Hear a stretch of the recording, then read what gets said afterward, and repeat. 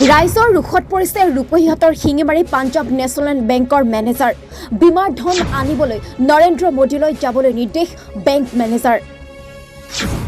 আপুনি ইঞ্চুৰেঞ্চ কৰিছে নেকি তেন্তে নৰেন্দ্ৰ মোদীলৈ যাওক বুলি মন্তব্য বেংক মেনেজাৰৰ যদি বীমাৰ টকা মোদী চৰকাৰে দিব নোৱাৰে বীমাৰ টকা লোৱা বন্ধ কৰাৰ আহ্বান গ্ৰাহকৰ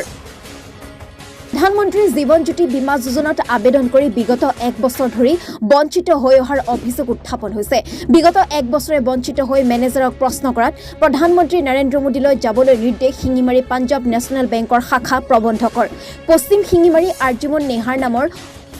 30 ঊৰ্ধৰ মহিলাৰ মৃত্যুৰ পূৰ্বে কৰি গৈছিল প্ৰধানমন্ত্ৰী জীৱন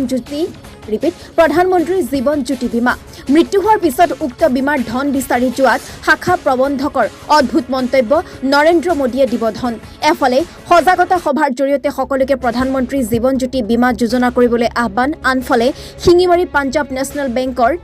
প্ৰধানমন্ত্ৰী মোদীলৈ যাবলৈ নিৰ্দেশ এয়াই নেকি প্ৰধানমন্ত্ৰী জীৱন জ্যোতি বীমাৰ আচল স্বৰূপ গ্ৰাহকৰ অভিযোগ বেংক মেনেজাৰৰ চূড়ান্ত গাফিলতিৰ বাবেই বঞ্চিত হৈছে আৰ্জিমন নেহাৰৰ স্বামী বিগত এটা বছৰে বেংকত ঘূৰিও সুফল নোপোৱাৰ অভিযোগ সুধিবলৈ আহিলে দুৰ্ব্যৱহাৰ কৰাৰ অভিযোগ মেনেজাৰৰ বিৰুদ্ধে ক্ষোভিত হৈ জবাবদিহি কৰিলে মেনেজাৰক বিচাৰিলে জমা দিয়া যাৱতীয় নথিপত্ৰ কিন্তু কাণ সাৰ নাই বেংক মেনেজাৰৰ news x report AM news 24 আমি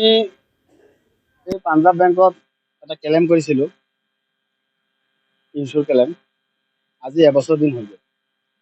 মেনেজাৰৰ ওচৰত যাওঁ মেনেজাৰে আমাক ঘেৰাই যে মানুহ বুলি ভাবে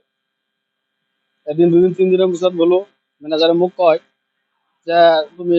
মোদীৰ তাত খবৰ দিয়া পচোৱা মোদীকে কান্দি মই ক'লোঁ যে মই গাঁৱত থকা মানুহ মোদীৰ ওচৰত কেনেকৈ যাম আমি য'ত টকা জমা দিছোঁ আমি ত'তে যাব লাগিব আমি এইটো বেংকত টকা জমা দিছোঁ আমি আমাৰ ইনচুৰৰ ক্লেইম ইয়াৰ পৰা কাটি নিছে আমি ইয়াতে আহিম আমিতো বেলেগত যাব নোৱাৰিম তাৰপিছত আমি ক'লোঁ যে আপুনি যদি নোৱাৰে আজি এবছৰ দিন হৈ গ'ল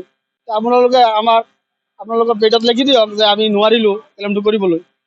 মেনেজাৰে মোক কয় যে আপোনালোকৰ কমপ্লেইন